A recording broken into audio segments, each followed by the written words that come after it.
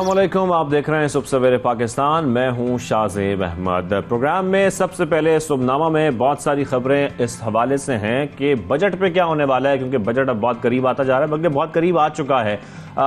मुमकिन तौर पर 10 तारीख दी गई थी, लेकिन देखा जाएगा अब कि बजट कब पेश किया जाता है। लेकिन जो अभी तक बजट के हवाले से तफसीलात सामने आ रही हैं आइंदा माली साल की, वो कुछ शेयर आपके साथ करते हैं। कहा यह जा रहा है कि बजट 10,000 अरब का इस बार होगा, जबकि माली खसारा 500 अरब रुपए होगा। ज़राए वजारत खजाना जो है अब वो ये बता रहे हैं कि बजट 2022-23 में माशी शरह नमू 4% से कम होने का भी इम्कान है। जो वजीर खजाना मिफ्ता इस्माइल साहब वो ये कह रहे हैं कि मईशत के लिए मुश्किलात का खाका उन्होंने बाकायदा तौर पर खैर उन्होंने कहना किया, उन्होंने तैयार कर ही लिया है, जो कि बजट की सूरत में पेश किया जाएगा। और छोटे जो परचून फरोश हैं उन पर भी फिक्स टैक्स लगाने की बातें हो रही हैं, गौर किया जा रहा है। आमदनी पर बराह रास्त टैक्स 400 अरब रुपए बढ़ाने का भी फैसला किया गया है। यानी कि इस बजट में ओवरऑल अगर हम देखें तो टैक्स बढ़ाने की सिर्फ बातें हो रही हैं, नई पाबंदियां लगेंगी, टैक्स बढ़ा दिया जाएगा, मुख्तलिफ जो सूरत है उसमें टैक्स बढ़ाने की बातें की जा रही हैं। साथ में जो बड़े बड़े टैक्स इकदाम उठाए जा रहे हैं उसके हवाले से अगर बात करें तो 2560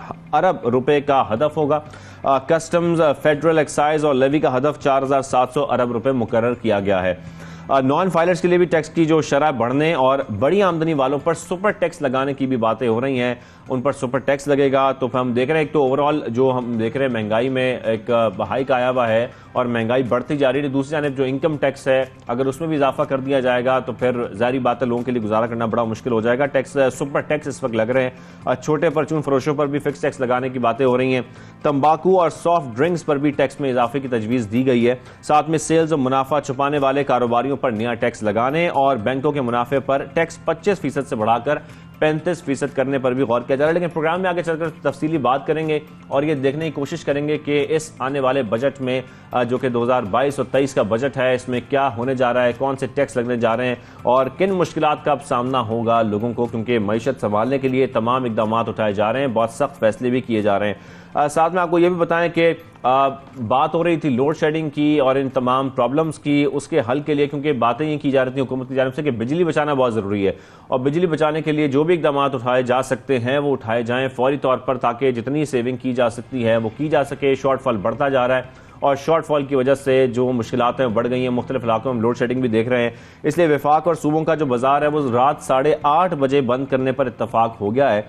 वज़ीर आज़म की ज़ेर सदारत कौमी इक़्तिसादी कौंसिल के इजलास में मुशावरत की गई और मुशावरत मुकम्मल हो चुकी है, जबकि सिंध, पंजाब, बलोचिस्तान ने ताजरों से मुशावरत के लिए 2 दिन की मोहलत भी मांग ली है बिजली के बचाव के लिए, ताकि बिजली बचे। इसलिए कहा जा रहा है कि मार्केट्स को जल्द बंद किया जाए। लेकिन दूसरी जानब हम ये भी देख रहे हैं जो ताजर तंजीमें हैं वो ये मानने से बिल्कुल इनकार कर रही हैं कि दुकानें 8:30 बजे बंद की जाएं।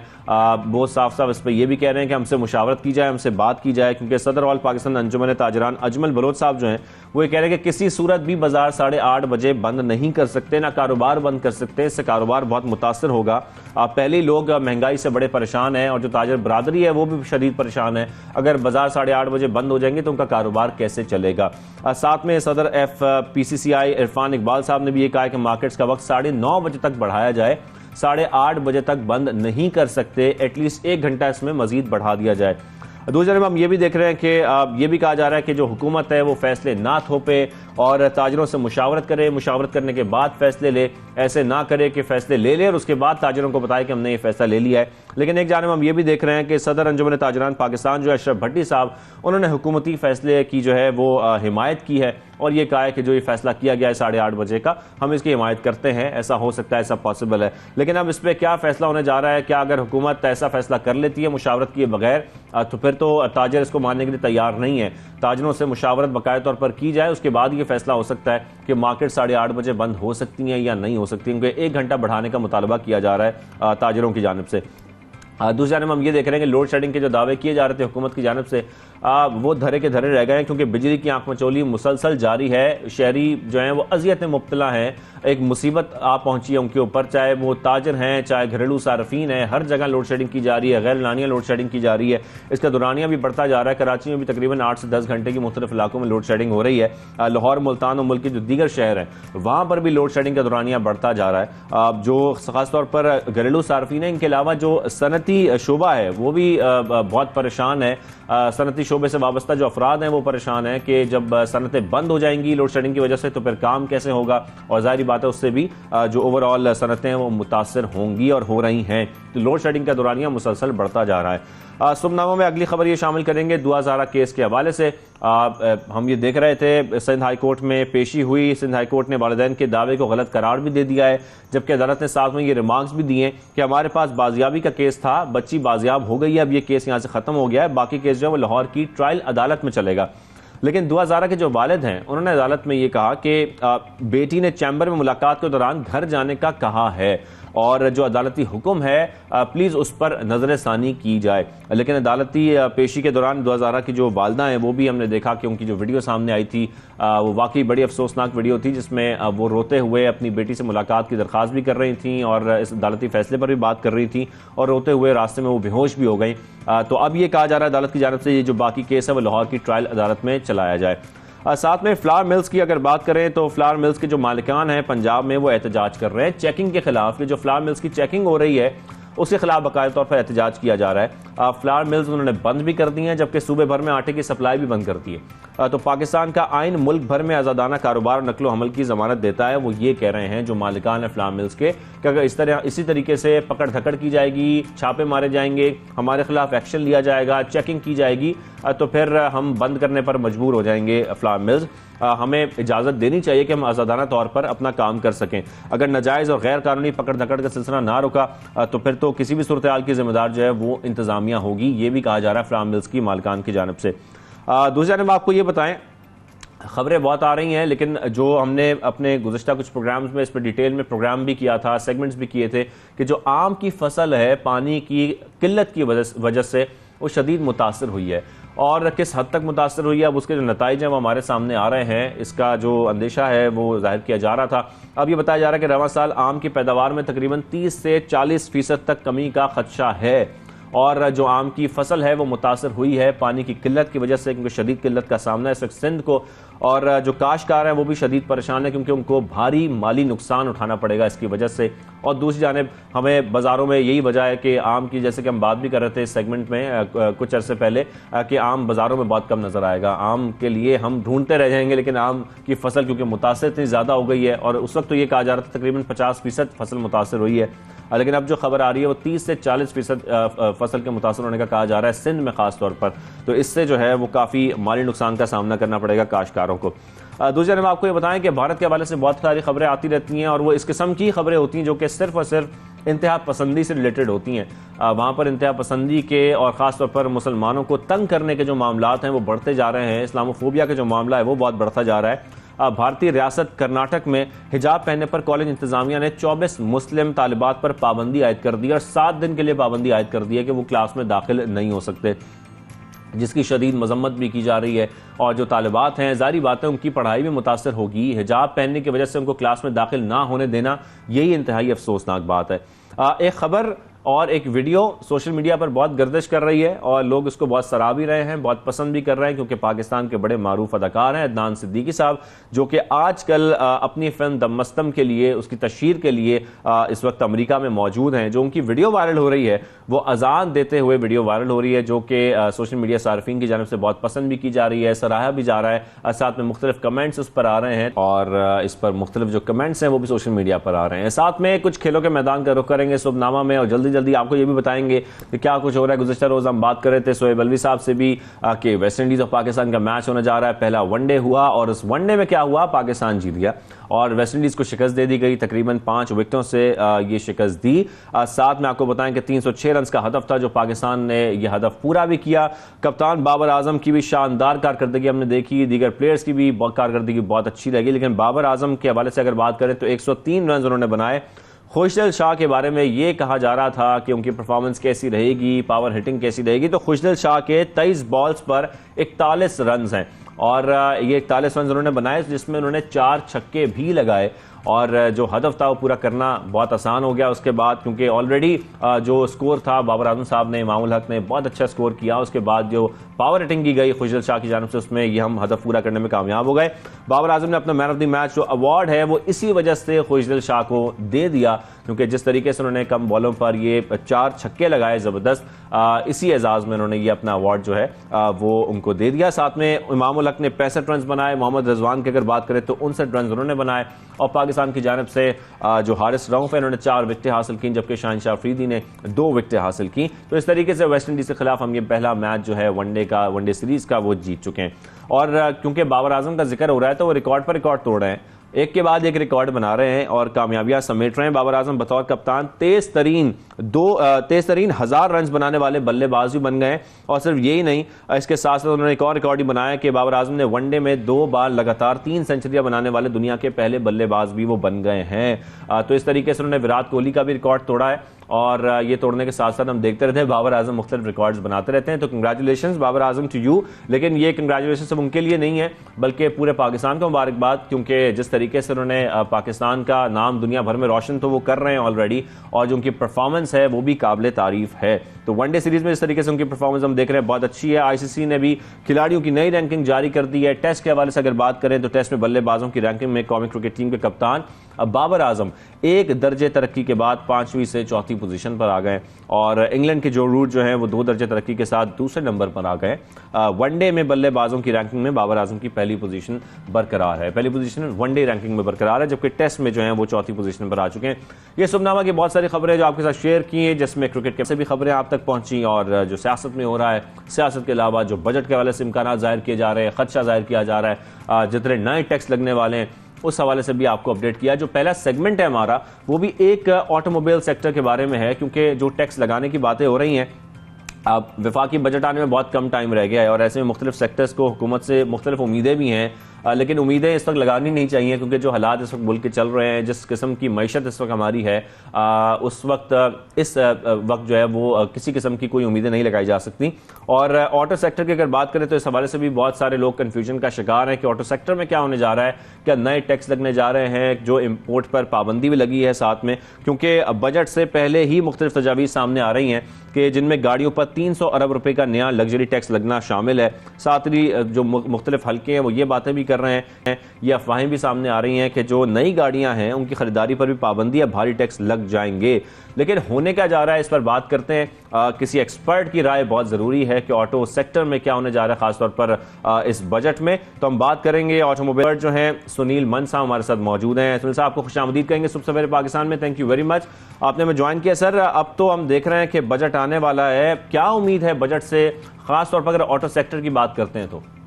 गाड़ियों के सेक्टर से अगर देखा जाए, उम्मीद की जनरली अगर पूछा जाए तो मेरे ख्याल से मुझे लगता है जब से गवर्नमेंट आई है, जो मुल्क के हालात चल रहे हैं या ग्लोबल हालात चल रहे हैं, डॉलर की जो प्राइस है, डॉलर पे प्रेशर है, इन्फ्लेशन का जो है, फ्यूल की प्राइस है, मुझे लगता है कि जो बजट है ये सख्त हो गया ना, सेंस के जो पुरतईश अशिया गवर्नमेंट की उसमें आती हैं, और अगेन पुरतईश गवर्नमेंट की उसमें फर्क हो सकती हैं, आम आवाम के लिए फर्क हो सकती है। So for government I think anything above 1000 CC of a car is पुरतईश अशिया।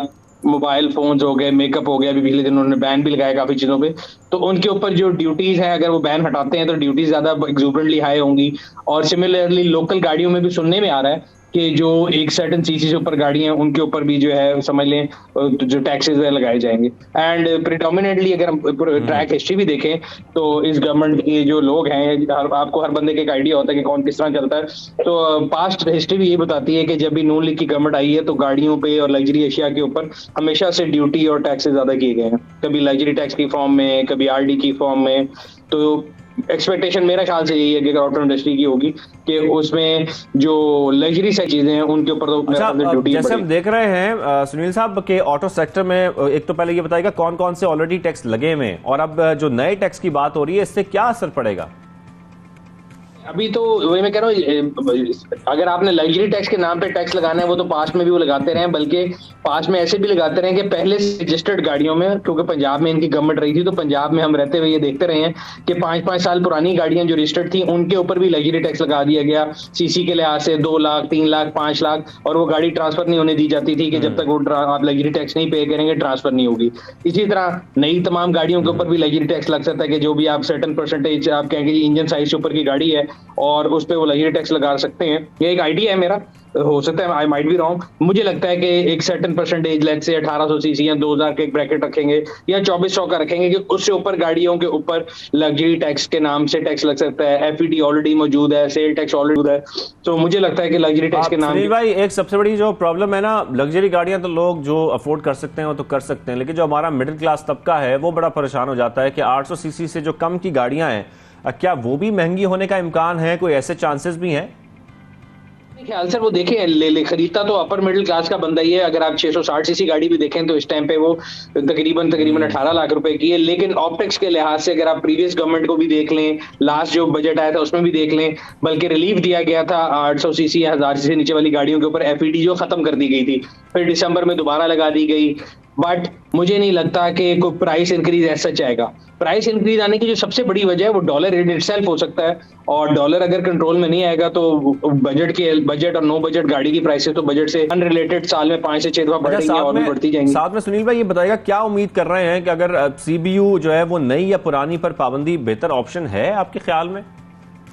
मेरे ख्याल से वो एक खुशाइंद अच्छा स्टेप है गवर्नमेंट का। अगर आपने 13 इदारे पाकिस्तान में लगाए हैं और उनको कहा यहाँ प्रोडक्शन करें, और एट द सेम टाइम आप उनको सीबीयू भी मंगाने देते हैं, जैसे 12,000 गाड़ियां जिनका आपने नाम लिया वो लेके आए या और गाड़ियां आई, तो वो एक गलत चीज है और उसको डिस्करेज करना चाहिए। उसको डिस्करेज करने के लिए पहले गवर्नमेंट ने आरडी लगाई थी, तो उससे काफी कंट्रोल हो गया था। और अभी जब ये पेट्रोल की प्राइस इंक्रीज नहीं कर रहे थे और डॉलर पे प्रेशर था, तो उन्होंने कई चीजों पर बैन लगाया, जिसमें सीबीयू गाड़ियां न्यू और यूज दोनों शामिल है। तो न्यू पे तो मेरे ख्याल से बैन जो है वो कायम रहेगा। यूज पे मुझे लगता है कि बैन जो है वो रिलैक्स हो जाएगा, बट उसके ऊपर ड्यूटी बढ़ा दी जाएगी, बिकॉज उसमें जो है ना गवर्नमेंट के लिए कॉस्ट बेनिफिट एनालिसिस अगर आप देखें तो यूज गाड़ी जो समंदर पार पाकिस्तानियों के लिए एक ऑप्शन दी हुई है उन्होंने, बैगेज की, ट्रांसफर ऑफ रेजिडेंस स्कीम की या गिफ्ट स्कीम की, जब वो आती है तो प्रिंसिपली यहाँ से कोई कैपिटल फ्लाइट नहीं होती, वहां से रहने वाला बंदा अपनी फैमिली को गिफ्ट भेज रहा होता है, और गवर्नमेंट को हैवी फॉर्म में जो उसके टैक्सेस और ड्यूटी भी मिलती है। Highest duty slab 363% of the valuation of car है। तो मुझे लगता है कि सीबीयू यूज जो है, gift scheme, transfer of residence जो है वो खुल जाएगी, उस पर ड्यूटी मजीद बढ़ा दी, लेकिन सीबीयू यूज नहीं करेगी। ऐसे में जब ड्यूटीज बढ़ाने की बात हो रही है, नए टैक्स लग रहे हैं, तो फिर पाकिस्तान में कंपनियां आ सकती हैं, नहीं आ सकती? उनके जो तकरीबन 660 से लेकर 1300 सीसी तक की जो गाड़ियां हैं, इस हवाले से बड़े सवालात उठ रहे हैं कि क्या अब कोई कंपनीज पाकिस्तान आएंगी? कोई पॉसिबिलिटी है इसकी? ऐसी कोई उम्मीद नहीं। अगर आप देखें कि पाकिस्तान में जब 3 कंपनियां थी तो उसमें से 2 आप समझ सकते हैं लग्जरी सेगमेंट में थी, और Suzuki was the only player जो कि आवाम के लिए गाड़ी बना रहा था, जिसको आप उस टाइम पे 800 सीसी 1000 सीसी कहते थे।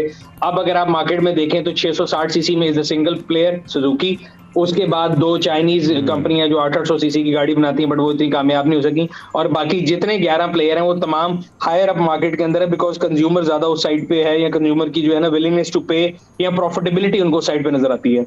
हैविंग सेड दैट, नई कोई भी कंपनी पाकिस्तान में क्यों आएगी, मुझे इसके बारे में बड़ा क्वेश्चन मार्क नजर आता है, बिकॉज किसी भी इन्वेस्टर को, फॉरेन इन्वेस्टमेंट को आने के लिए सबसे इंपॉर्टेंट चीज ये होती है कि आपकी जो पॉलिसीज हैं वो कंसिस्टेंट रहे, आपकी गवर्नमेंट जो आपको बात कहे वो उस पर कायम रहे। लास्ट ईयर हमने बोला कि जी हम इलेक्ट्रिक गाड़ियों के ऊपर ड्यूटी कम करेंगे, ये जून जुलाई की बात है, और हम उनको पाकिस्तान में इलेक्ट्रिक रेवोल्यूशन लाएंगे, और अब कार साझेदारों को कहा कि जी हम आपको कस्टमर देंगे, इजी इंस्टॉलमेंट होंगे, आपको भी याद होगा जी 10 लाख रुपए डाउन पेमेंट से गाड़ी मिलना शुरू हो जाएगी, और लोगों को मार्केट में जो है अगर महंगी गाड़ियां होती जा रही हैं तो उनको रिलैक्सेशन हम ये देंगे कि हम इजी इंस्टॉलमेंट का प्लान शुरू करेंगे।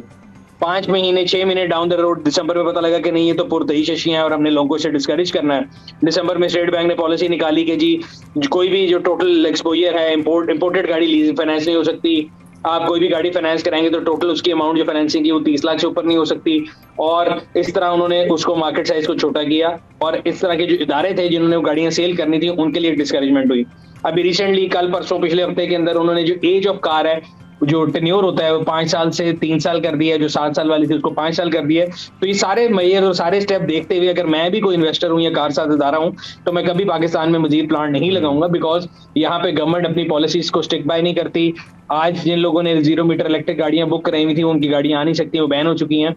इसी तरह जितने भी कार साझेदार हैं वो भी ये सोच रहे होंगे कि उनकी फेट क्या है, उनको आज कुछ कहा जाता है, कल कुछ कहा जाता है, जो कॉम्प्रिहेंसिव ऑटो पॉलिसी बनाई जाती है उस पर अमल नहीं किया जाता, और 6-6 महीने 4-4 महीने की विंडो के ऊपर है जो डिसीजन ली जाते हैं। ये तमाम मेजर जो अगर मैं देखता हूँ तो मुझे नहीं नजर आता कि कोई भी सेम कंपनी पाकिस्तान में आएगी। एंड हैविंग सेड दैट, जो आपका सवाल था कि छोटे जो है कंपटीशन वाली मार्केट में उसमें नहीं आएगी, उसका रीजन ये है कि सुजुकी के पास इतनी वेंडर बेस बन चुकी है, इतना उनके पास प्राइस कंपेटिवनेस है कि मैं अभी भी ये हर बंदे के कहता हूँ कि अगर आपने 660 सीसी गाड़ी लेनी है तो आउटराइट सुजुकी की जो ऑल्टो है वो तमाम इंपोर्टेड गाड़ियों को बीट करती है in price, in value to money. And that's the reason आपको 6-6 महीने का वेट है, 2-2 लाख 3-3 लाख रुपए का ऑन है। मुझे नहीं लगता कि कोई और प्लेयर इस मार्केट नई में आ कंपनीज सकता कोई नहीं आ सकती। Thank you very much Sunil मन साहब, आपने हमें डिटेल में सारी बातें समझाई ऑटो सेक्टर के हवाले से, और ये इस वक्त जो बहुत सारे सवाल थे लोगों के, मेरे ख्याल में वो काफी हद तक क्लियर भी हो गए। Thank you very much for joining us. यहाँ पे छोटी सी ब्रेक लेते हैं, ब्रेक के वापस आते हैं।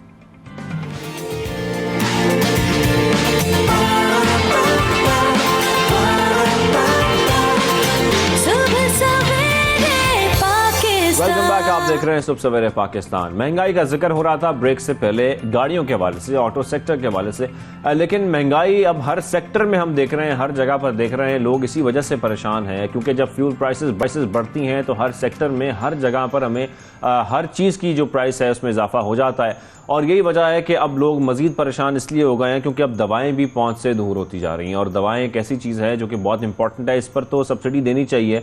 अगर इसको महंगी भी हो रही है तो हुकूमत को सबसे पहले फार्मास्यूटिकल कंपनी से बात करनी चाहिए ताकि आवाम की पहुंच से दूर ना हो दवाएं, क्योंकि इस चीज़ को फिर लोग अफोर्ड नहीं कर सकते। फार्मास्यूटिकल कंपनीज ने तकरीबन ब्लड प्रेशर की, शुगर की, आंखों की जो दवाइयाँ हैं, इन दवाओं में तकरीबन 20% इजाफा कर दिया, यानी कि 20% इनको महंगा कर दिया है, और ये कीमतें ऑलरेडी बढ़ चुकी हैं। लेकिन इन कीमतों में ये इजाफा एक हफ्ते के दौरान किया गया है। इसकी वजह क्या है, इसकी हकीकत क्या है, ये हम जानना चाह रहे हैं, इसीलिए हमने राब्ता भी किया है। Pakistan chemist and druggist association के चेयरमैन हैं इमरान साहब, उनसे हम बात करेंगे। इमरान साहब, thank you very much for joining us, क्योंकि मामला ये है कि लोग बड़े परेशान हैं। अचानक फार्मास्यूटिकल कंपनीज की जानिब से इजाफा कर दिया जाता है और पता लगता है कि जो कीमतें हैं दवाओं की वो फिर बढ़ गई हैं। तो ये क्या वजह है, दवाएं मुसलसल क्यों इनमें इजाफा किया जा रहा है कीमतों में? इसमें एक्चुअली ऐसे है कि अभी जो रिसेंट ये एक न्यूज़ चल रही है कि 20% इंक्रीज़ हुई है मेडिसिन में, तो ऐसा कोई मतलब रिलायबल सोर्सेज से ये न्यूज़ नहीं है। मतलब being a chairman of PCDA मुझे इसकी कोई इन्फॉर्मेशन नहीं है, और मैं इसको मुकम्मल तौर पर इसकी तरदीद करता हूँ कि अभी तक ये प्राइस इंक्रीज़ नहीं है। इसका एक वजह ये है कि इंडिविजुअली अगर किसी कंपनी ने प्राइस इंक्रीज़ मांगी है गवर्नमेंट से, लाइक ये डॉलर अब अप जा रहा है, ऊपर जा रहा है अनयूजुअल तरीके से, तो इसमें इंसुलिन वगैरह जो आउट ऑफ कंट्री जिनकी प्रोडक्शन है, जो इंपोर्ट की जाती हैं, उनकी प्राइस इंक्रीज़ अगर किसी कंपनी ने मांगी हो तो वो एज ए इंडिविजुअल कंपनी का मैटर होगा। एज ए होल अभी प्राइस इंक्रीज़ नहीं है। प्राइस इंक्रीज़ जितनी भी हुई है लास्ट गवर्नमेंट के दौर में हुई है, आई थिंक 4 से 5 दफ़ा जो है बहुत बड़े जंप लगे हैं मेडिसिन के। अभी ये मतलब ये यानी कि इमरान साहब आप ये कह रहे हैं कि ये किसी एक फार्मास्यूटिकल कंपनी ने दवाएं महंगी की हैं, ये ओवरऑल किसी मेडिसिन पे प्राइस नहीं बढ़ी है? या अगर हम ब्लड प्रेशर की, शुगर की, आंखों की दवाओं की बात करते हैं तो उस पे कीमत नहीं, ऐसे नहीं है। नहीं, ऐसे नहीं है कि एक कंपनी ने बढ़ा दी हैं। जिसने भी बढ़ानी है तो गवर्नमेंट ऑफ पाकिस्तान ने उसको प्राइस देनी है। जो है 2021 के अंदर इन्होंने एक CPI जो है सुप्रीम कोर्ट ने एक बनाया था, जिसके तहत ये कंज्यूमर प्राइस इंडेक्स इसको कहते हैं। ये अदारा शुमारियात जो है ना, इसको आपकी जो महंगाई की रेशियो है उसको डिसाइड करता है, और उसके तहत फिर जो है मेडिसिन की भी इस जुमरे में लाया गया था कि उसकी भी प्राइस इंक्रीज़ होगी। इसमें 8.5% जो थी वो डिसाइड हुआ था एसेंशियल ड्रग्स के लिए, और 10% इंक्रीज़ थी नॉन एसेंशियल ड्रग्स के लिए। लेकिन ना तो ये PTI के दौर में इसके तहत प्राइस इंक्रीज़ की गई है, ना अभी तक ये PMLN की गवर्नमेंट में की गई है।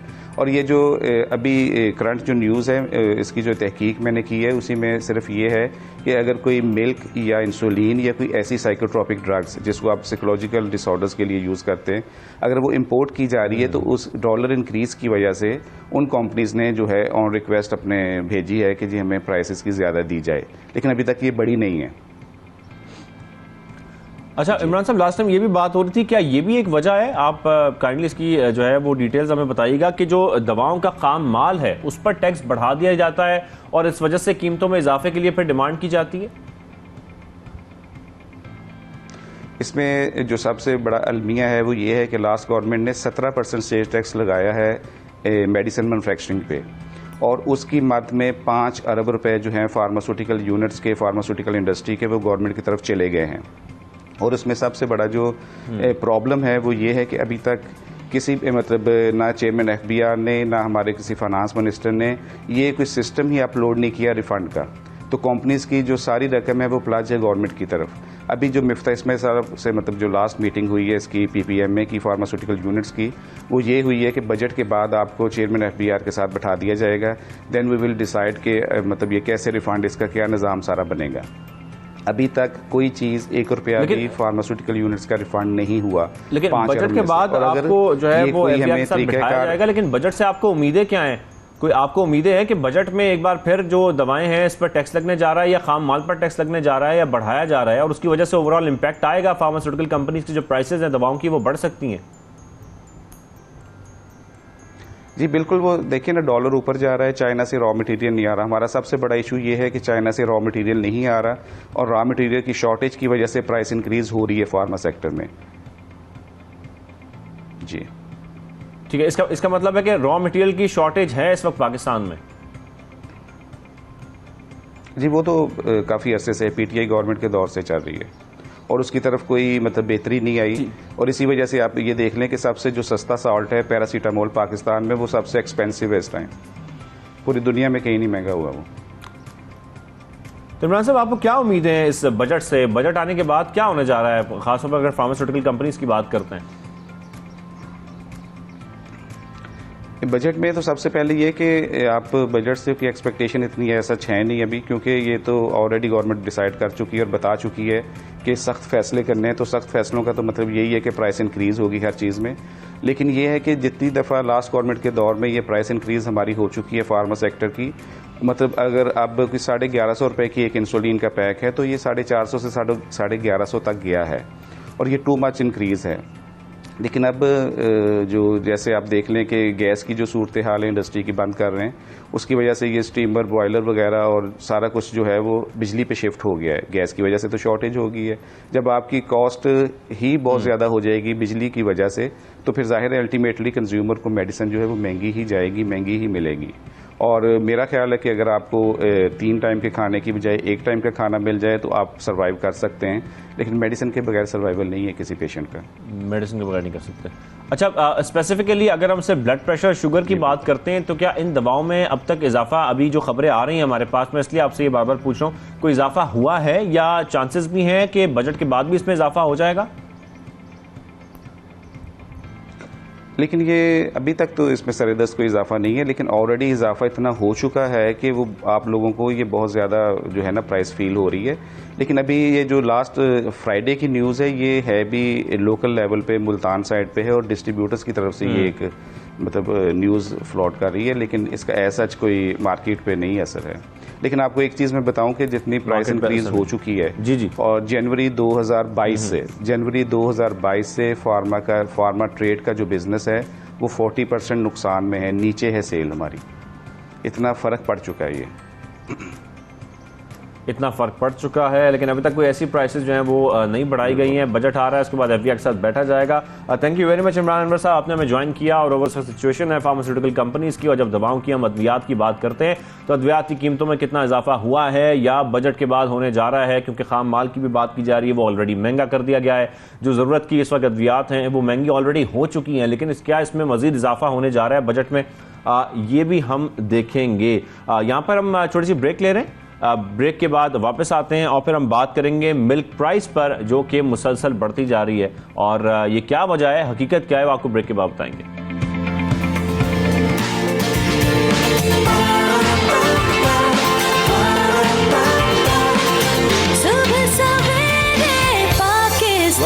आप देख रहे हैं सुबह सवेरे पाकिस्तान, शाहज़ेब अहमद के साथ। प्रोग्राम में आगे चलकर एक और खबर हम शामिल करेंगे लाहौर से, जो कि वीडियो आप सब ने सोशल मीडिया पर भी देखी होगी, टेलीविजन स्क्रीन पर भी देखी होगी, कि कुछ तलबा मुस्लिम टाउन के इलाके में एक निजी कॉलेज के तलबा हैं जो हुल्लड़बाजी करते हैं, साथ में हवाई फायरिंग करते हैं। और तलबा ने यह भी किया कि गाड़ी अपनी खड़ी करके, मुख्तलिफ गाड़ियां खड़ी करके रोड को ब्लॉक कर दिया, ट्रैफिक ब्लॉक कर दी। लोगों को, शहरियों को शदीद परेशानी का सामना रहा, गाड़ी से निकलकर फायरिंग करते रहे। ये किस किस्म का रवैया है कॉलेज स्टूडेंट्स का। साथ में पुलिस ने भी फौरी कार्रवाई की, इनमें से तकरीबन 2 तलबा को गिरफ्तार भी किया। गिरफ्तार करने के बाद उनके खिलाफ भी कानूनी कार्रवाई की जा रही है। लेकिन इस सोच के पीछे क्या वजूहात हैं, ऐसा किया क्यों जाता है? ये जो तलबा हैं उनके हाथों में असलहा क्यों है और ये असलहा लेकर सड़कों पर कैसे निकलते हैं, कैसे लोगों को खौफजदा करते हैं, कैसे उनको तंग करते हैं, किस तरीके से पूरी सड़क ब्लॉक कर देते हैं, ये किस किस्म की नफ्सियात है, इस पर आज हम बात करेंगे। और इसी पर बात करने के लिए इन वजूहात पर हमने राब्ता किया है माहिर डॉक्टर मोइज से। डॉक्टर साहब आपको खुशामदीद करेंगे सुबह सवेरे पाकिस्तान में। डॉक्टर साहब, ये वीडियो आपने भी देखी होगी कॉलेज स्टूडेंट्स की, जो कि लाहौर के मुस्लिम टाउन का इलाका है, जहां पर कुछ तलबा हमें देख सकते हैं इस वीडियो में कि गाड़ी से बाहर निकलकर गाड़ी में बैठकर फायरिंग कर रहे हैं, सड़क ब्लॉक कर रहे हैं, लोगों को तंग कर रहे हैं। ये किस किस्म का कल्चर है जो परवान चढ़ रहा है, हाथों में असलहा थामे ये तलबा? बिस्मिल्लाहिर्रहमानिर्रहीम जी, तो बड़ी अफसोसनाक खबर है। और जिस रविश पे और जिस रास्ते पे नौजवान जा रहा है, ये अनहोनी बात नहीं है। देखिए, हमारे माशरे में अगर आप नोटिस करें तो जहाँ ताकतवर को हम देखते हैं उसके पास तमाम आशाइश मौजूद है, हर किस्म की फैसिलिटीज मौजूद हैं। ताकत जो है वो हम नजर आता है, डबल कैबिन गाड़ी में से बंदे उतरते हैं, पीछे 4 गार्ड असला लेके उतरते हैं, बंदे मारूफ हो जाते हैं, जो खड़े रहने वाले हैं, रोड पे लोग हैं, वो बड़े इंप्रेस हो जाते हैं। तो ये ताकत जो है ये दिखाई जाती है माशरे में कि अगर आपके पास ताकत है आप कुछ भी कर सकते हैं। माइट इज राइट हो गया, या जिसकी लाठी उसकी भैंस हो गई। तो ज़ाहिर नौजवान पर भी इसका असर होता है, वो भी सोशल मीडिया देखते हैं, इलेक्ट्रॉनिक टीवी पे, रोडों पे लोगों को देखते हैं, तो ज़ाहिर ये एक नफ्सियात में आ जाता है कि मुझे भी ताकत चाहिए, मेरे पास ताकत होगी मैं जो चाहूँ कर सकता हूँ। असला तो बड़ी बात नहीं है, आजकल बड़ा कॉमन है। असला बाप जो है वो बच्चों पे तवज्जो नहीं देते, बच्चा कहाँ जा रहा है, किस कंपनी में बैठ रहा है, असला उसके पास है नहीं है, कहाँ से आता है। तो तमाम चीजें देखने से एक बात का पता चला है कि जिस रविश पे पूरा माशरा, देखिए इखलाकियात का जनाजा निकल, इक़दार आपकी खत्म हो चुकी है, तहजीब तमद्दुन कुछ भी आपके माशरे में नहीं है। इस वक्त हमारे माशरे में सिर्फ सर्वाइवल की बात है कि जी मुझे किसी तरह 2 वक्त की रोटी मिल जाए, मेरे बच्चे को दवाई मिल जाए, मेरी माँ को दवाई मिल जाए, किसी तरह मैं सरवाइव कर जाऊं, मेरी फैमिली सरवाइव कर जाए। उसके अलावा हमारे पास ना मुस्तकबिल की सोच है कि अगले 5 साल के बाद मेरा मुल्क कहाँ होगा, मेरी नस्ल कहाँ होगी, कोई सोच खत्म होगी। और अगेन इसके लिए 30, 35, 40 साल का पीछे जो कचरा चला आ रहा है आपके पास, पॉलिटिकल अनस्टेबिलिटी है। दूसरी बड़ी अहम चीज भैया ये है कि दुनिया के हर मुल्क के अंदर जराइम भी होते हैं, इस किस्म की हरकतें होती है, लेकिन देखिए कानून भी होता है, अदालतें भी होती है और वो फैसले करती है और फौरी फैसले करती है। यहाँ कानून जो है वो किताबों में मौजूद है, इमारतों में भी मौजूद है, मगर उसका इम्प्लीमेंटेशन कहीं नजर नहीं आता ना। आप इतने केसेस हमने देखे, और इम्प्लीमेंटेशन डॉक्टर साहब होगा तभी फिर वो मिसाल बनेगी बाकी तलबा के लिए। और जैसे कि हम इस मनफी सोच की बात भी कर रहे हैं कि जो परवान चढ़ती जा रही है, इसमें हम ये भी देख रहे हैं कि एक तो कानूनी कार्रवाई नहीं होती, वो बिल्कुल आपने सही कहा, ये भी एक पहलू है, लेकिन दूसरी जानिब ये जो इसके पीछे अवामिल है, क्योंकि आजकल जो ये एज है, खासतौर पर जो कॉलेज स्टूडेंट्स की एज है, इसमें मुख्तलिफ एक्सट्रीमिज्म की गेम्स वो खेलते हैं, अब मुख्तलिफ किस्म की आजकल मूवीज ऐसी आ रही हैं। आप समझते हैं ये तमाम अवामिल भी इसके पीछे शामिल हैं जो मनफी सोच की तरफ इनको लेकर जाते हैं? देखिए, मैंने आपसे अभी थोड़ी देर पहले कहा था कि इंसान जो देखता है, चाहे वो इलेक्ट्रॉनिक मीडिया पे देखे, सोशल मीडिया पे देखें या रोडों पे देखें ना, जब आंख देखती है तो जहन उस इंफॉर्मेशन को, उस मालूमात को प्रोसेस करता है। जब प्रोसेस करता है तो जहन साजी होना शुरू होती है, यानी ख्याल साजी से जहन साजी बनती है। अब जहन ये बन गया कि ताकत होनी चाहिए मेरे पास, क्योंकि आप देखते हैं पॉलिटिकल जलसों में पॉलिटिशियन की ताकत। आज हमारे मुल्क में बाज़ाहिर लगता है जी बड़े करप्शन है, मगर आप देखें इनमें से कितने लोग पकड़े गए, नहीं पकड़े गए, है ना। तो जब कानून का अमल दरामद ना हो, सजाएं ना हो, तब इंसान के अंदर ये चीज पैदा होती है कि मैं भी कुछ कर सकता हूँ। आज बड़े कॉमन सी बात है कि जी थाने बिकते हैं, अदालतें बिकती हैं, जजेस बिकते हैं, जिसको चाहे खरीद लो।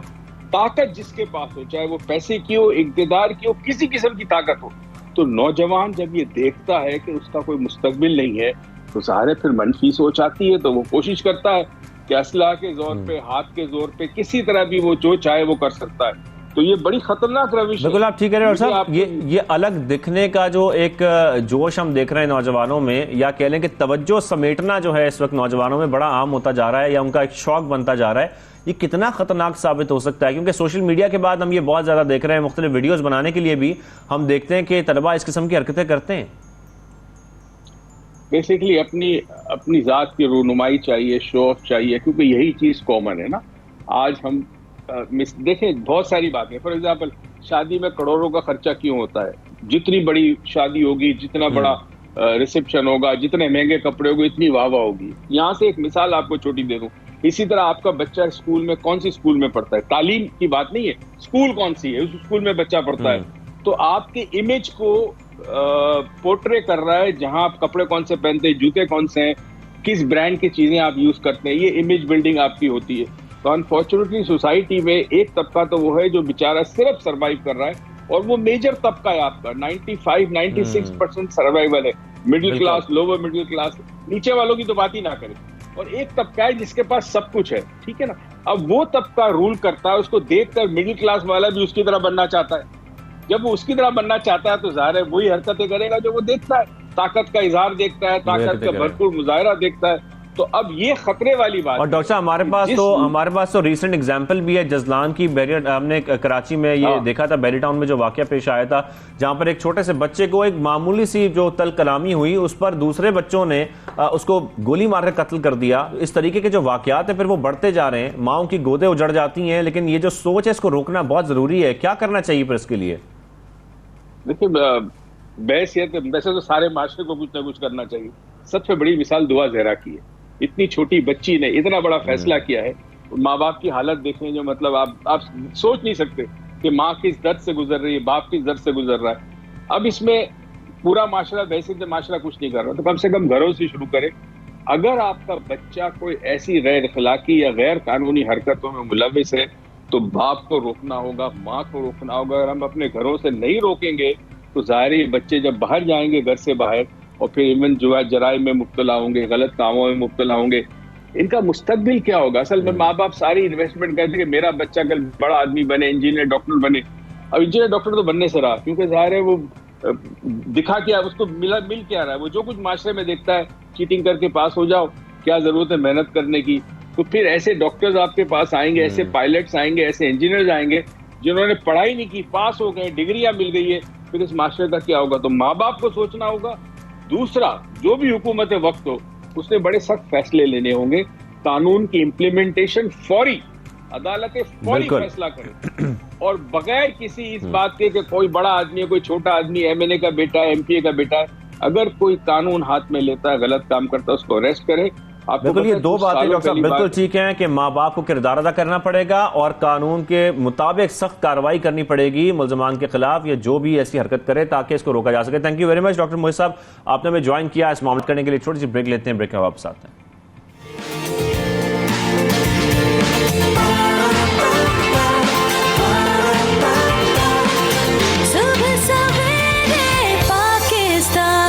आप देख रहे हैं सुबह सवेरे पाकिस्तान, शाहज़ेब अहमद के साथ। और ब्रेक के बाद हमने बहुत सारे सेगमेंट शामिल करने हैं, लेकिन जो सबसे पहले मैं आपको बताने जा रहा हूं वो बड़ी अजीबो गरीब खबर है, जो कि अब जिसका इंकशाफ भी हुआ है, जो बेनकाब भी हो चुका है पूरा मामला, कि चोरी की गाड़ी लाओ और मुनशियात ले जाओ। ये किस तरीके से हो रहा है, और कराची मुनशियात फरोशों का ऐसा नेटवर्क भी बेनकाब हो चुका है जिसमें चोरी की मोटरसाइकिल्स के बदले मुनशियात दिए जाते थे। तो इस मामले को हमने देखना भी है डिटेल में, क्योंकि पुलिस ऐसे गिरोह के खिलाफ अब कार्रवाइयां भी कर रही है। जो फयाज यूनस है हमारे नुमाइंदा 92 न्यूज़, उनसे मजीद हम जान लेते हैं इस हवाले से, फिर इस पर मजीद बात करेंगे। जी फयाज, अपडेट कीजिएगा इस पर। जी शाहज़ेब, ये हैरत अंगेज़ इंकशाफ हुआ है। गुज़िश्ता रोज़ ACLC की जानिब से कराची पुलिस चीफ के अहकामात पर एक टारगेटेड ऑपरेशन किया गया था। पाक कॉलोनी में रियासत नामी ये मंशियात फरोश के अड्डे पर जब पुलिस ने छापा मारा तो वहाँ से भारी मिकदार में मंशियात, असला और चोरी की मोटरसाइकिलें मिली। SSP AVLC जो तारिक नवाज़ हैं, उनके मुताबिक जो नशे के आदी अफराद ने दौरान तहकीकात बताया है कि ये डिस्ट्रिक्ट सेंट्रल, वेस्ट और उरंगी के इलाकों से मोटरसाइकिलें चोरी करने के बाद इस अड्डे पर लाते थे, जहाँ इन्हें 5 पुड़िया नशे की दे दी जाती थी। ये अपना नशा पूरे करने के लिए शहर के मुख्तलिफ मकामात के पार्किंग एरिया से मोटरसाइकिलें चोरी करके यहाँ पर फ़रोख्त करते थे और इन्हें नशा मिलता था। पुलिस हुकाम के मुताबिक जो 9 मोटरसाइकिलें मिली हैं वो भी 2 रोज़ कबल शहर के मुख्तलिफ मकामात से मिली हैं। इस तमाम तर ऑपरेशन के दौरान पुलिस को 50 के करीब चेचिस मिले। उन तमाम 50 चेचिस का जब रिकॉर्ड चेक किया गया तो वो भी तमाम मोटरसाइकिलें चोरी की निकली हैं। अगर हम बात करें गुज़िश्ता माह, तो गुज़िश्ता माह कराची के मुख्तलिफ मकामात से 4000 के करीब मोटरसाइकिलें चोरी हुई हैं। मोटरसाइकिल चोरी की जो वारदातें बढ़ रही हैं, पुलिस का कहना है कि इसमें नशे के आदी अफराद मुलविस हैं। नशे के आदी अफराद नशा पूरा करने के लिए मोटरसाइकिलें चोरी करते हैं। एसएसपी AVLC के मुताबिक शहर में बड़े ऑपरेशन मज़ीद किए जाएंगे ताकि जो मोटरसाइकिल चोरी की जो वारदातें हैं इनमें कमी आ सके। डेटा मुरतब कर लिया गया है, फहरिस्तें तैयार की गई हैं। डिस्ट्रिक्ट पुलिस के साथ कंबाइन तौर पर यह ऑपरेशन किया जा रहा है। IG सिंध की जानिब से वाज़ेह अहकामात हैं कि सिंध भर में जहाँ पर भी मंशियात फ़रोख्त हो रही है, फौरी तौर पर पुलिस हुकाम और पुलिस अफसरान टारगेटेड कार्रवाई करके जो मंशियात है वाज़ेह अहकामात हैं ऐसे कि जहाँ पर भी मनशियात फरोशी हो रही है इसको फौरी तौर पर रोका जाए, इनके खिलाफ कार्रवाई की जाए। Fayaz Younis, thank you very much, आपने बड़ा डिटेल में पूरा जो मामला है वो समझाया और बताया। लेकिन जिस तरीके से फयाज यूनुस भी कह रहे हैं कि चोरी के वाकयात मोटरसाइकिल्स के व्हीकल्स के क्यों बढ़ते जा रहे हैं, तो उसकी एक बड़ी वजह ये भी है। एक तो हम देखते हैं कि महंगाई बेरोजगारी, हम इसकी भी बहुत सारी बातें करते हैं, लेकिन दूसरी जो बड़ी वजह है वो ये है कि मनशियात फरोशी के बदले मोटरसाइकिलें जब दी जा रही हैं तो ये तमाम जो इसमें वो लोग मुलव्विस हैं जो कि नशावर चीजें इस्तेमाल करते हैं, उसके आदी होते हैं, और वही नशाई जो है वो मोटरसाइकिलें चोरी करते हैं। जैसे कि फयाज यूनुस ने हमारे साथ डाटा भी शेयर किया कि गुज़िश्ता माह तकरीबन 4000 मोटरसाइकिल्स चोरी हुई हैं। अगर हम सिर्फ यहाँ की कराची की बात करें तो अब कराची पुलिस जो है वो कोशिश कर रही है इस पर काबू पाने की कि टारगेटेड जो कार्रवाइयां बढ़ाई जाएं, इसको रोका जाए ताकि जो लोगों की मोटरसाइकिलें चोरी हो जाती हैं वो इतना आसान ना बन जाए। तो इसी मामले पर बात करने के लिए SSP मलिर इरफान बहादुर साहब हमारे साथ मौजूद हैं। इरफान साहब, बहुत शुक्रिया, आपने हमें ज्वाइन किया है सुबह सवेरे पाकिस्तान में। इरफान साहब, जिस तरीके से हम ये देख रहे हैं कि पुलिस मनशियात फरोशों के खिलाफ एक्शन कर रही है, क्या एक्शन कर रही है, इनको रोकने के लिए क्या कोशिशें की जा रही हैं? जी, थैंक यू वेरी मच। देखें, कराची पुलिस पिछले 3 सालों से कंटिन्यूसली मंशियात फरोशों के ख़िलाफ़ ख़ास तौर पे एक्शन कर रही है। इस ज़ुमरे में कराची पुलिस ने 3 हिस्सों में इनको जो है वो डिवाइड किया है। 3 कैटेगरीज बनाई गई हैं। कैटेगरी A में वो लोग हैं जो बल्क में मंशियात कराची लेके आते हैं और ला के यहाँ फ़रोख्त करते हैं। कैटेगरी B में वो लोग हैं जो वहाँ से मंशियात लेते हैं और फिर शहर भर में फ़रोख्त करते हैं।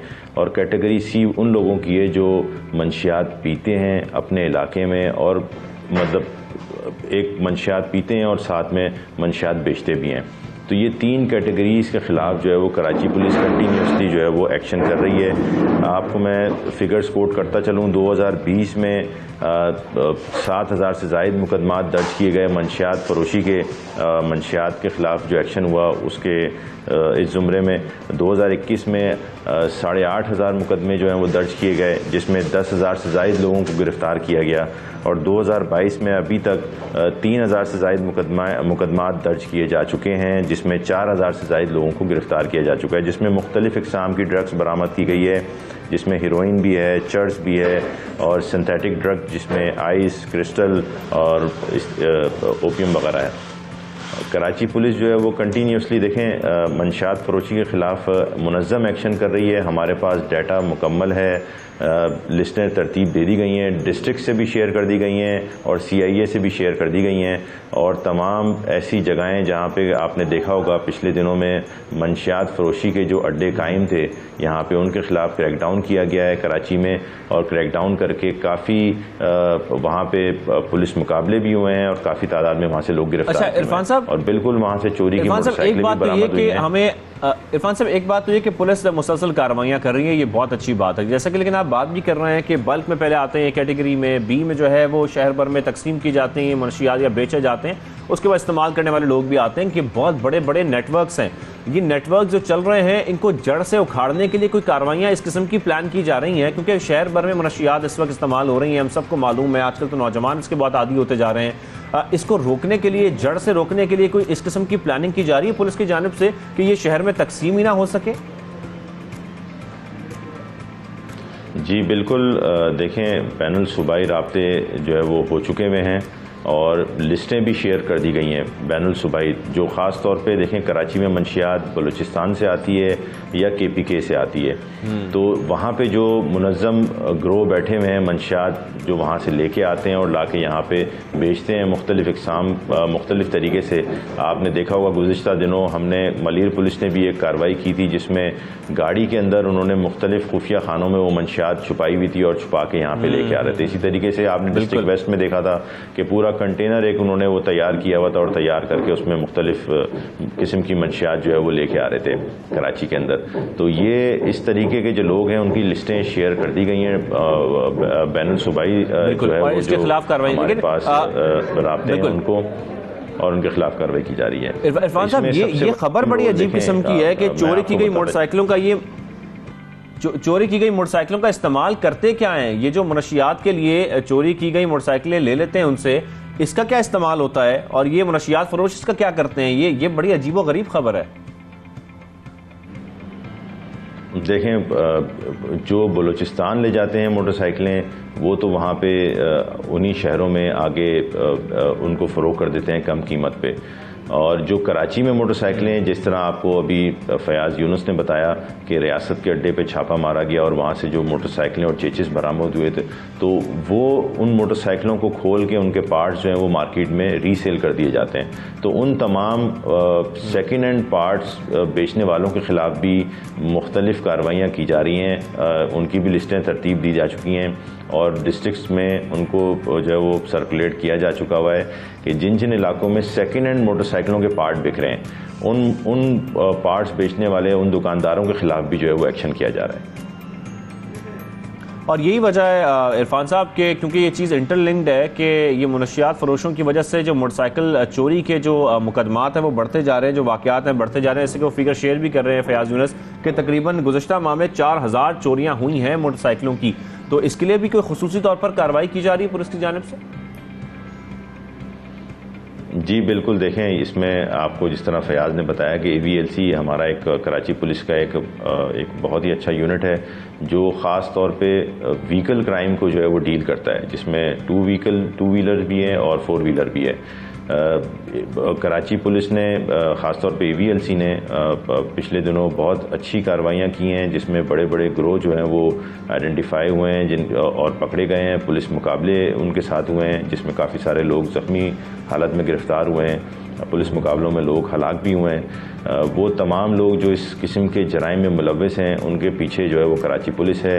आप यकीन रखें कि कराची पुलिस जो है वो बिल्कुल उन तमाम गिरोहों के ख़िलाफ़ मुकम्मल कार्रवाई कर रही है। इसमें एक मैं आपको ऐड करता चलूँ कि इसमें देखें, हमने मलीर में एक एक्सपीरियंस किया था, हमने एक मलीर में एक तजुर्बा किया था जो बड़ा कामयाब गया। यहाँ पे हमने एक एंटी मंशियात एक्शन कमेटियाँ बनाई, आम लोगों को उसमें शामिल किया, इलाके के समाजी लोगों को उसमें शामिल किया और वो इलाके जहाँ पे बहुत ज़्यादा मंशियात की शिकायत थी, जिसमें दाऊद गोड़ था, साहिबदार गोड़ था, आंसू गोड़ था, रेड़ी गोड़ था, इब्राहिम हैदरी का कुछ इलाका था, गुलशन हदीद का कोई एक इलाका था, तो वहाँ पे हमने मंशियात एक्शन कमेटियाँ, एंटी मंशियात एक्शन कमेटियाँ जो है वो तश्कील दी और उनको साथ मिला के हमने यहाँ पे कार्रवाइयाँ की और उसका नतीजा ये निकला कि अब अल्हम्दुलिल्लाह मलीर डिस्ट्रिक्ट में जो है वो मंशियात की शिकायतें काफ़ी कम हो गई हैं। हमने यहाँ पे जो अड्डे कायम थे उनके खिलाफ इरफान साहब, आप ये कह रहे हैं कि हॉटस्पॉट्स कायम किए जा रहे हैं ताकि ये देखा जा सके कि किन जगहों पर, किन इलाकों में ज़्यादा से ज़्यादा मनशियात का इस्तेमाल हो रहा है या नेटवर्क फैला हुआ है और फिर इस तरीके से कार्रवाइयाँ की जाती हैं। जी बिल्कुल, कार्रवाइयाँ की जा रही हैं। इसमें सबसे अहम रोल, देखें मैं आपको फिर एक दफ़ा बता दूं, हमने गाए बगाए मीडिया में आके ये कोशिश की है कि इस चीज़ को जो है वो इस चीज़ को कम से कम हाईलाइट किया जाए कि सबसे अहम रोल, देखें, मंशियात के ख़िलाफ़ पुलिस कार्रवाई कर रही है, रेंजर्स कार्रवाई कर रही है, ANF भी कार्रवाई कर रही है। सबसे अहम रोल मंशियात के ख़िलाफ़ माँ बाप का है।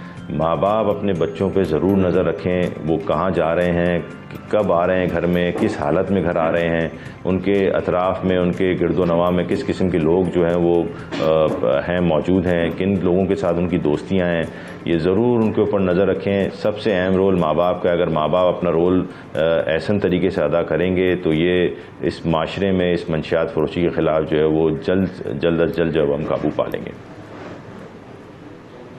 ठीक है, थैंक यू वेरी मच। आपने भी ज्वाइन किया SSP मलीर इरफान बहादुर साहब। और उस सिचुएशन है जिस तरीके से हॉटस्पॉट्स कायम किए जा रहे हैं, वहाँ पर कार्रवाइयाँ की जा रही है, कोशिश की जा रही है कि मनशियात फरोशी जो है इसको रोका जा सके, इसके नेटवर्क्स बेनकाब हो सके। और जिस तरीके से मोटरसाइकिल के बदले मनशियात फरोशी हो रही है, इस जो पूरा केस है इसको भी बेनकाब किया गया है। Thank you very much. SSP Malir हमारे साथ मौजूद थे, हमें डिटेल में इस हवाले से बता भी रहे थे और शेयर भी कर रहे थे डिटेल्स। तो ये तो स्टोरी हो गई इस कराची की बात भी हो गई और बहुत सारे सारे जो मामलात हैं आपसे हमने उसका जिक्र किया है। लेकिन आगे हम बात करेंगे उस मैच की जो कि गुज़श्ता रोज़ हुआ और उसमें हमने पाकिस्तान को ये देखा कि बड़ी अच्छी परफॉर्मेंस देखी गई पाकिस्तान की जानब से। वेस्ट इंडीज़ को हमने हरा दिया, बड़ी अच्छी परफॉर्मेंस भी दिखाई। पाकिस्तान ने 306 रन का जो हदफ है 5 विकेटों के नुकसान पर हासिल किया। सुबनामा मैंने आपके साथ ये जिक्र किया था कि बाबर आजम शानदार क्रिकेट जो है वो पेश कर रहे हैं, कारकर्दगी उनकी शानदार रही है, रिकॉर्ड पे रिकॉर्ड तोड़ रहे हैं और इतनी शानदार क्रिकेट जिस तरीके वो पेश कर रहे हैं, इसके साथ साथ जो उनके साथी खिलाड़ी यानी कि हमारे जो बाकी टीम मेंबर्स हैं, जो बाकी खिलाड़ी हैं, उन्होंने भी बेहतरीन खेल पेश किया।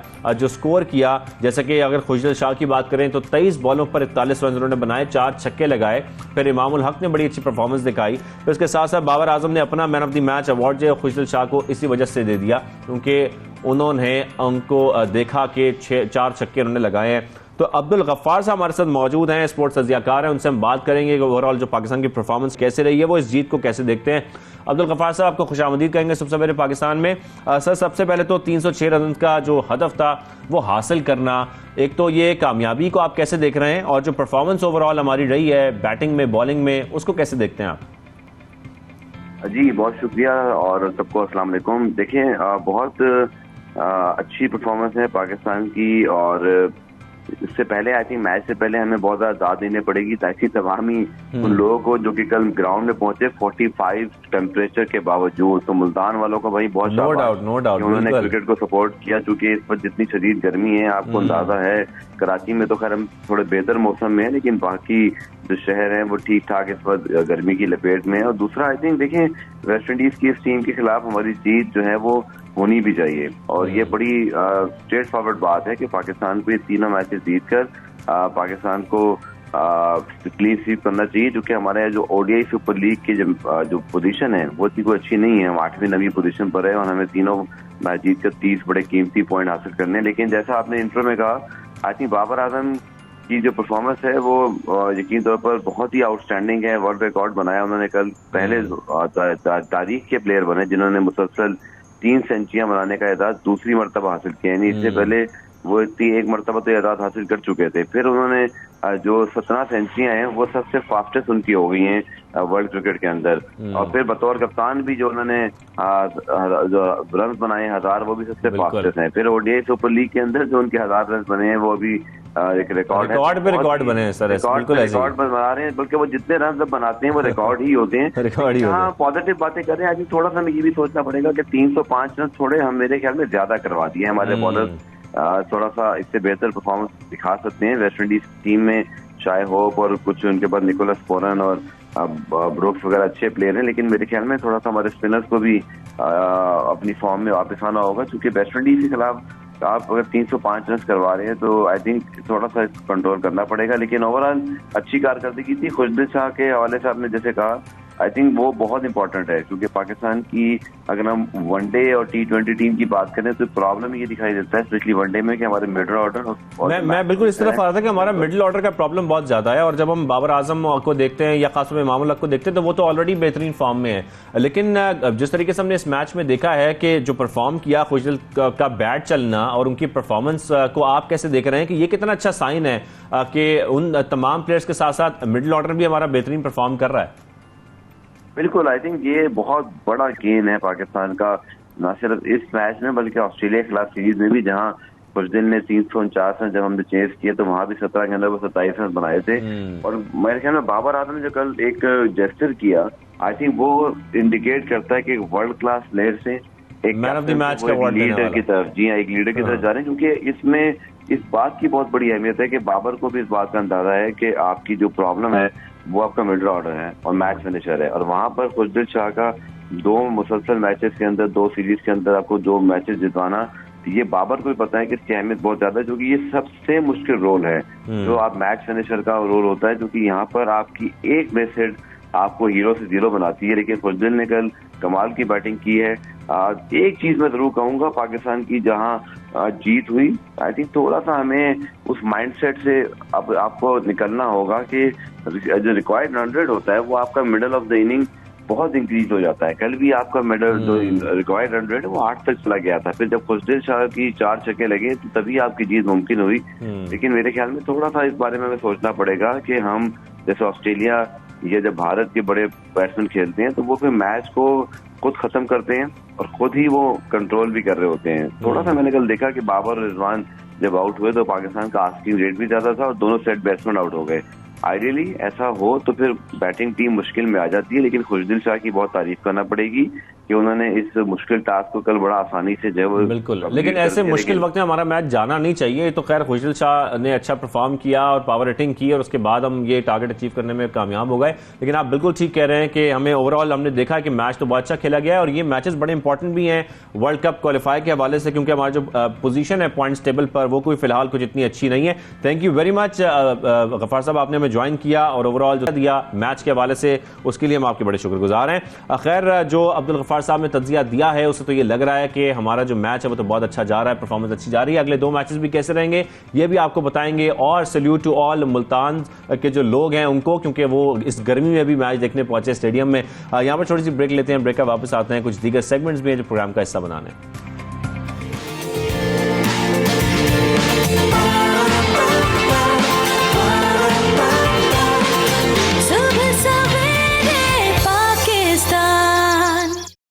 का जिक्र मैं क्यों कर रहा हूं? हमने एक पोस्ट देखी सोल ब्रदर्स पेज के ऊपर और सोल ब्रदर्स पेज के ऊपर एक शख्स ने ये पोस्ट किया कि जिस रूट पर मैं दफ्तर जाता हूं, अगर इस रूट पर कोई और भी शख्स जाना चाहता है तो वो मुझे गाड़ी में ज्वाइन कर सकता है, वो भी बिल्कुल फ्री।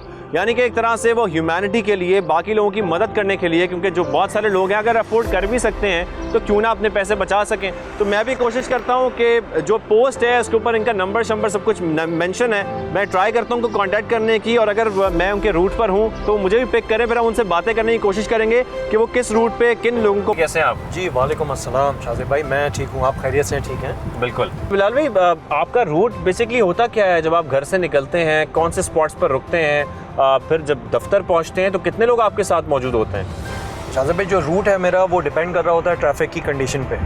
मोस्टली मैं प्रेफर करता हूँ बलोच कॉलोनी ब्रिज से टूवर्ड्स DHA फेज़ 2 आ जाऊँ मैं। ठीक है। और कभी कभी ऐसा होता है कि अगर वहाँ ट्रैफिक होता है तो मैं वहाँ से निकल के यू टर्न लेके मैं शारा फैसल से FTC से फिर मैं लेफ़्ट ले लेता हूँ। और बाकी जो पिकअप है, जैसे कुछ लोग जो है मुझे शहीद मिलत पे ही मिल जाते हैं बिफोर हिल पार्क, तो वहाँ से मैं पिक कर लेता हूँ और उनका ड्रॉप ऑफ फिर हमें रास्ते में मिल जाता है, उनको मैं ड्रॉप कर देता हूँ। और 2 साहब हैं जिनको मैं पिक करता होता हूँ मेन शारा फैसल से, जिस दिन मैं शारा फैसल जा रहा हूँ। अच्छा सर, अब तो कोऑर्डिनेशन बड़ी आसान हो गई है, ज़ाहिर है आप घर से निकलते होंगे तो व्हाट्सएप ग्रुप पे आपस में कोऑर्डिनेट करते होंगे कि किस टाइम पे किस स्पॉट पे पहुँचना, ताकि टाइमिंग मैच हो जाएंगे। सुबह के टाइम बड़ा टफ टाइम होता है वो कि टाइमली आप ऑफिस पहुंच जाएं। बिल्कुल है कि जी ग्रुप बन गया है, उस पर जिस दिन से ये एक्टिविटी स्टार्ट हुई थी ग्रुप बन गया है, उसके बाद जो है वो उस पर टाइमिंग डिसाइड कर लेते हैं कि जी इतने बजे जो है वो हम पिकअप कर लेंगे, और 2-4-5 मिनट आप वेट कर लें या वो वेट कर लें तो वो उसमें मसले वाली बात है नहीं। बीच में कितने स्पॉट्स पर रुकना पड़ता है आपको? सर जो मेरा रूट है वो, मेरी जो रिहाइश है, अगर मैं उससे आप बात करूँ उसके हिसाब से, तो मेरी रिहाइश है नाहिद सुपर मार्केट के पास। नाहिद सुपर मार्केट से मैं निकलता हूँ तो शहीद मिल्लत यानी कि हिल पार्क की जो राउंड अबाउट, पहले अब तो अंडरपास हो गया है, तो 2 साहब वहाँ पर होते हैं, मैं उनको पिकअप कर लेता हूँ वहाँ से, जो कि रास्ते में ड्रॉप ऑफ ले लेते हैं। तो ये तो हमने आपको बताया कि इनका रूट क्या है, लेकिन ये आइडिया इनको कैसे आया और ये कैसे सोचा इन्होंने? तो ये हम इनके दफ्तर तो जा ही रहे हैं इनके रूट पे, तो दफ्तर चलते हैं, वहाँ चलकर बिलाल भाई से। पाकिस्तान को मुआशी बहरान का सामना है, महंगाई का दौर है, हालात इस किस्म के हैं कि हम सबको चाहिए कि एक दूसरे की जितनी मदद कर सकते हैं इंडिविजुअली, जो अपनी कंट्रीब्यूशन कर सकते हैं वो करें, एक दूसरे के काम आएँ, ताकि ऐसे महंगाई के दौर में जब पेट्रोल की इतनी प्राइसेस ऊपर जा चुकी हैं, जब बिजली इतनी महंगी हो सकती है और हो चुकी है और अभी भी मजीद बढ़ने के चांसेस है, तो ऐसे में हम सब लोग एक दूसरे के लिए क्या कर सकते हैं? बिलाल ज़की साहब के साथ हमने ये तो देख लिया कि उनका रूट क्या है, किस रूट पर आप उनके साथ आ सकते हैं, पॉसिबल है, लेकिन ज़ाहिर है उनकी गाड़ी की कैपेसिटी है, उसमें 3-4 लोग ही ट्रैवल उनके साथ कर सकते हैं। लेकिन ये एक मैसेज है तमाम लोगों के लिए कि आप सब लोग अगर ऐसे ही कंट्रीब्यूट करना शुरू करें तो कितने लोगों की मदद हो जाएगी। बिलाल साहब, अच्छा जैसे कि हम रूट तो देख चुके हैं ऑलरेडी, ये आइडिया आपको कैसे आया कि मुझे ऐसा कुछ करना चाहिए कि मैं लोगों के काम आ जाऊं? मेरे जहन में जो ये आइडिया आया, आई वॉज सिटिंग अलोन, और मेरे जहन में बात आई कि यार जो आजकल हमारी इकोनॉमिक कंडीशंस हैं और जो पेट्रोल प्राइसेस की हाइक है वो इतने ऊपर जा चुकी है, कोई जॉब कर रहा है, कोई बिजनेस कर रहा है, इस वक्त अफोर्डेबिलिटी किसी के भी पोजीशन में या ऑन हैंड नहीं है। बेशक बैठा मैं सोच रहा था, मैंने कहा कि यार रूट मेरा जो है मैं उस पे लोगों को एक ऑफ़र करता हूँ। तो एक ग्रुप है हमारा सोल ब्रदर्स का, बिल्कुल, मैंने उस ग्रुप पे एक पोस्ट डाली है और वहाँ से मुझे रिस्पांस मिला। मैंने अपना उस पर रूट डाला कि मैं कौन सा रूट मैं ट्रैवल करता हूँ सुबह ऑफिस आने के लिए।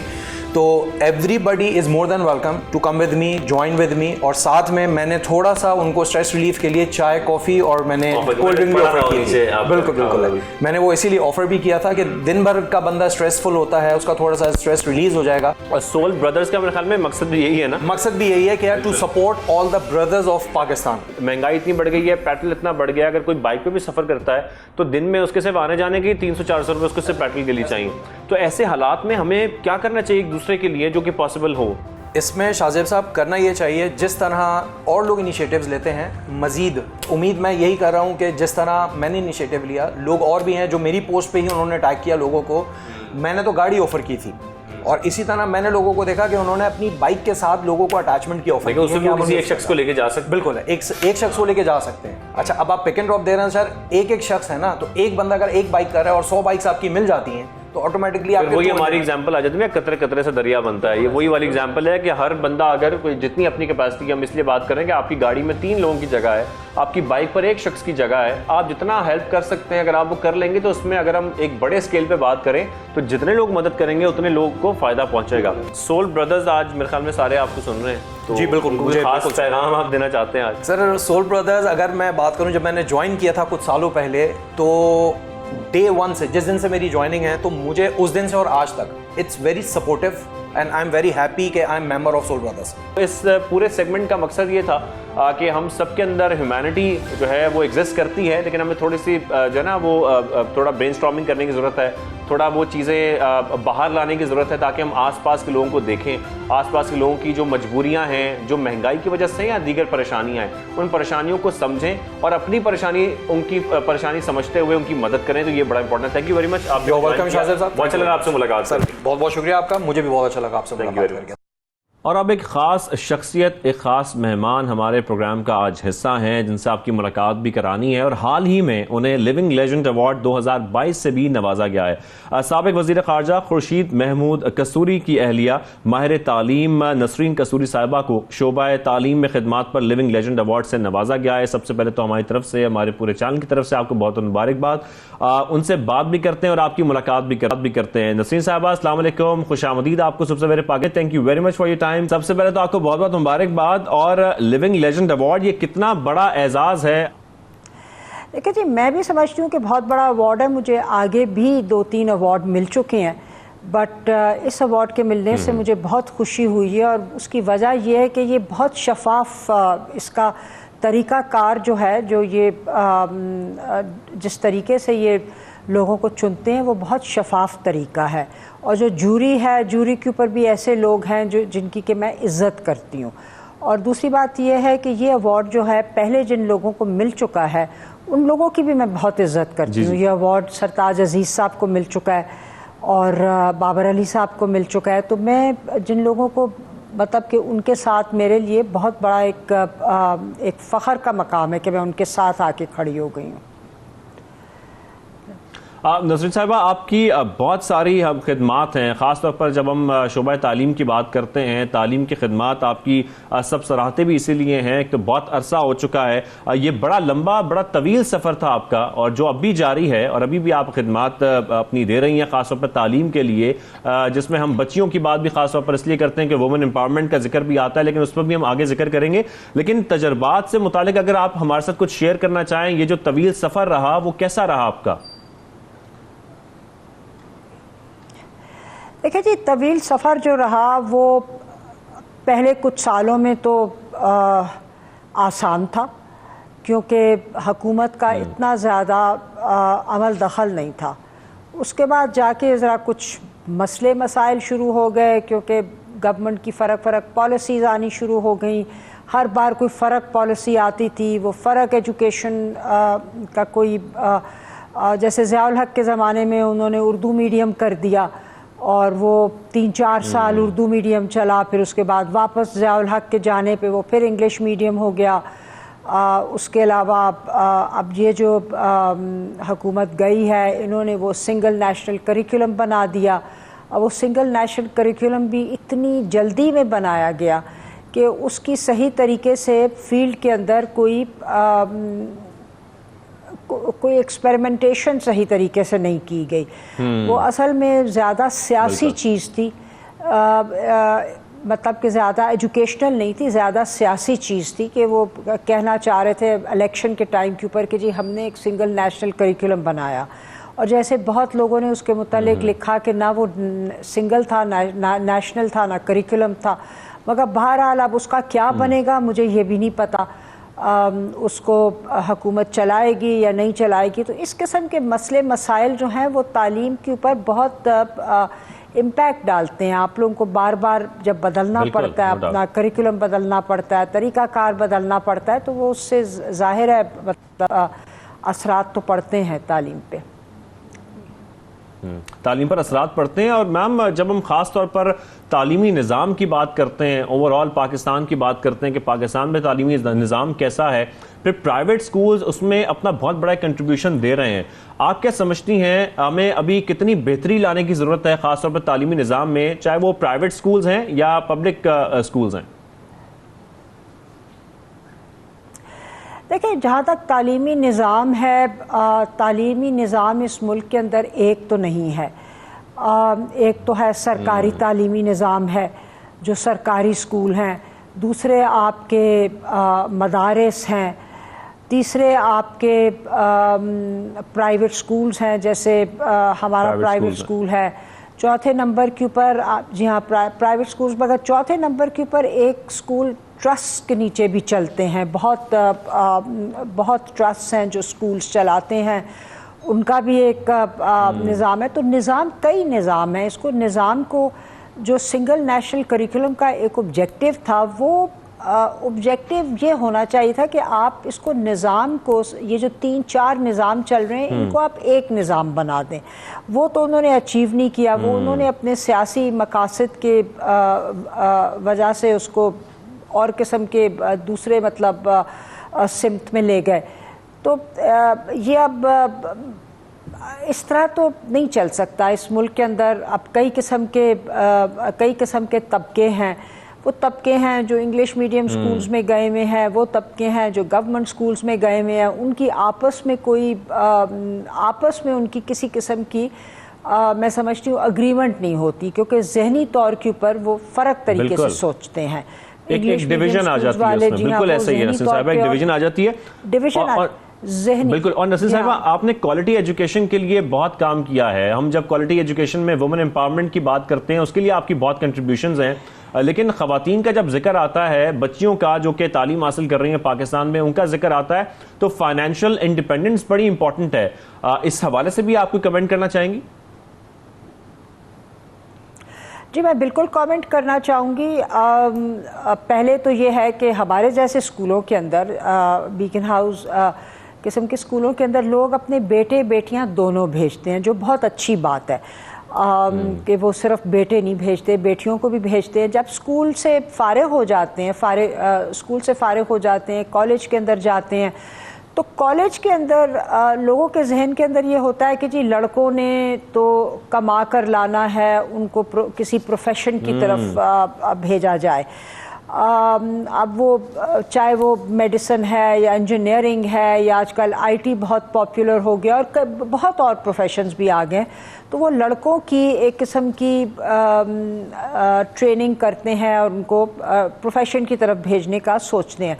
लड़कियों को वो पढ़ाते ज़रूर हैं, मतलब जो लड़कियां बीकन हाउस में से पढ़ के निकलती हैं, जो वो कॉलेज जाती है, मगर उनके जहन के अंदर ये चीज़ नहीं डाली जाती कि जी आपने कोई प्रोफेशन फॉलो करना है। तो वो चीज़ ये है कि अब लड़कियां खुद सोचने लगी हैं कि जी हम लोग भी एक बेमकसद जैसी तालीम का क्या फ़ायदा है, हम लोग भी प्रोफेशन का सोचें। मगर माँ बाप का भी जहन यही है कि लड़कों ने कमा के लाना है, लड़कियों ने तो शादी हो जानी है, तो उन्होंने नहीं कमाना। तो वो तो मैम, इस ज़हन साजी के लिए आपका प्राइवेट स्कूल भी कुछ कर रहा है कि खास तौर पर पेरेंट्स को ये मैसेज पहुंचाया जाए कि बच्चियां इस निज़ाम के लिए बड़ी इंपॉर्टेंट हैं और वो भी आगे जाकर उतना ही काम करके कंट्रीब्यूट कर सकती हैं जितने बच्चे या जो मर्द हजरात हैं वो कर सकते हैं? हाँ जी, बिल्कुल। हमारा पेरेंट्स के साथ इस चीज़ के ऊपर एंगेजमेंट होती है। हम लोग पेरेंट्स को कहते हैं और हम लोग कोशिश ये करते हैं, हमारे पास तो ज़्यादा वक्त तालिब इल्म होते हैं ना, स्टूडेंट्स होते हैं, तो हम ज़्यादा अगर हम लोग कंडीशनिंग कर सकते हैं तो हम लोग उनकी कर सकते हैं। माँ बाप को तो हम लोग कभी कभी मिलते हैं, उनको जो कह सकते हैं कह देते हैं, मगर बच्चों के जहनों में टीचर्स वगैरह ये चीज़ अब उनसे इस चीज़ का जिक्र करती हैं कि जी आप लोगों को बेमकसद तालीम नहीं होनी चाहिए, किसी मकसद से होनी चाहिए, आपको प्रोफेशन होना चाहिए। आपकी शादी भी हो जाए, बच्चे भी हो जाएं, तो उसका ये मतलब नहीं कि आपका प्रोफेशन नहीं हो सकता, आपका फिर भी हो सकता है प्रोफेशन, शादी के बाद भी हो सकता है। और ये चीज़ मर्दों के भी दिमाग में डालनी चाहिए कि वो अपनी बीवियों को डिस्करेज ना करें प्रोफेशन से, कि जी अब आप लोग शादी हो गई है तो आप लोग घर बैठें, आप लोग कोई काम शाम ना करें। ये एक किस्म का दोनों तरफ से चीज़ होगी। खुर्शीद कसूरी साहब की शख्सियत लाजवाब शख्सियत है, उनकी सपोर्ट आपको कैसी रही है? हम कुछ इसका भी जिक्र करना चाह रहे हैं। उनकी सपोर्ट इस तरह रही है कि जी उन्होंने मुझे काम करने से रोका नहीं, उन्होंने कभी एतराज़ नहीं किया कि मैं काम क्यों करती हूँ। शुरू के दिनों में मुझे बहुत ट्रैवल भी करना पड़ता था, मुझे लाहौर, कराची, इस्लामाबाद, छोटे शहरों में एक ज़्यादा लंबा नहीं, 2-2, 3-3 दिन मुझे बाहर रहना पड़ता था। उन्होंने कभी एतराज़ नहीं किया उस चीज़ के ऊपर। और बाकी ये है कि जब मुझे कभी मशवरा चाहिए होता है तो वो बिल्कुल मशवरा देते हैं। कोई ज़रूरी नहीं कि मैं उनका मशवरा हर बार मान लूँ, मगर मशवरा मैं उनसे ज़रूर करती हूँ, मगर वो मुझसे सियासत के ऊपर मशवरा नहीं करते। सो वो मतलब वो सियासत अपनी मर्जी से करते हैं, वो अपने सियासत पे मुझसे मशवरा नहीं करते। हम उम्मीद करते हैं कि हमारा एजुकेशन सिस्टम जिस तरीके से आप उसमें कंट्रीब्यूट कर रही हैं, आगे भी कंट्रीब्यूट ऐसे ही करती रहें। हमारे सिस्टम में जितना आपने कंट्रीब्यूट किया है उसके लिए हम आपको सलाम पेश करते हैं। Thank you very much.